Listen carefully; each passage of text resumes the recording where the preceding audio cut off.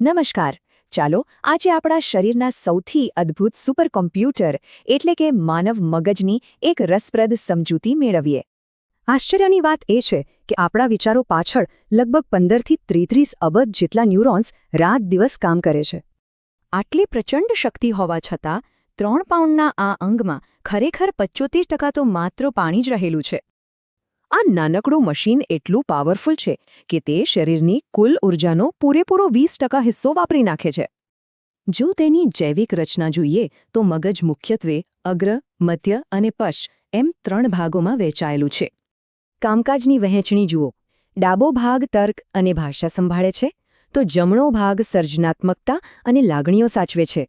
સૌથી આગળનું અગ્ર મગજ આપણા વિચારવા, સાંભળવા અને જોવા જેવા તમામ જાગૃત કાર્યોનું સીધું સંચાલન કરે છે, જ્યારે મધ્ય અને પશ્ચિમ મગજ પડદા પાછળ રહીને શ્વાસ અને શારીરિક સંતુલન જેવા કાર્યો આપમેળે જ સંભાળી લે છે.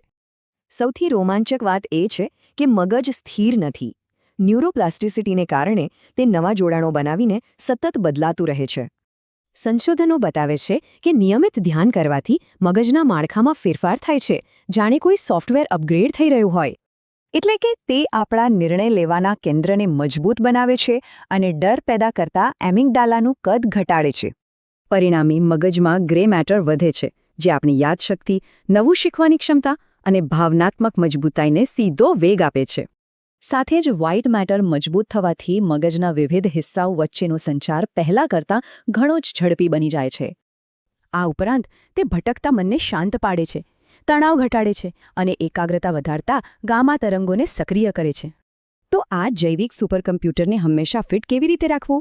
ચાલો ડોક્ટરો દ્વારા સૂચવવામાં આવેલી દૈનિક આદતો પર નજર કરીએ. શારીરિક રીતે સક્રિય રહેવું, અઘરી વસ્તુઓ શીખતા રહેવી અને સારા લોકો સાથે જોડાવું, આ બાબતો મગજને સતેજ રાખે છે. યોગ્ય ખોરાક મગજનું સાચું બળતણ છે. શાકભાજી અને નટ્સ ખાઓ, પણ પ્રોસેસ્ડ ફૂડ અને ખોટા તણાવથી બિલકુલ દૂર રહો. અને હા, એક વાત ખાસ યાદ રાખવી: ઊંઘ એ કોઈ આળસ નથી, તે ખરેખર મગજના સમારકામ માટેની પ્રક્રિયા છે. ગાઢ ઊંઘ દરમિયાન મગજ અંદરનો કચરો સાફ કરે છે, યાદોને સાચવે છે અને આપણી લાગણીઓને વ્યવસ્થિત સંતુલિત કરે છે. સારી ઊંઘ માટે સૂવાનો સમય નિશ્ચિત કરવો અને બેડરૂમમાં શાંત તથા અંધારું વાતાવરણ રાખવું ખૂબ જ જરૂરી છે.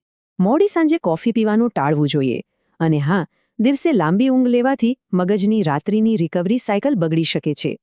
તો છેલ્લે એક સવાલ: શું આપણે આપણા આ અદ્ભુત સુપરકમ્પ્યુટરને દરરોજ અપગ્રેડ કરીશું કે પછી ધીમે ધીમે બગડવા દઈશું?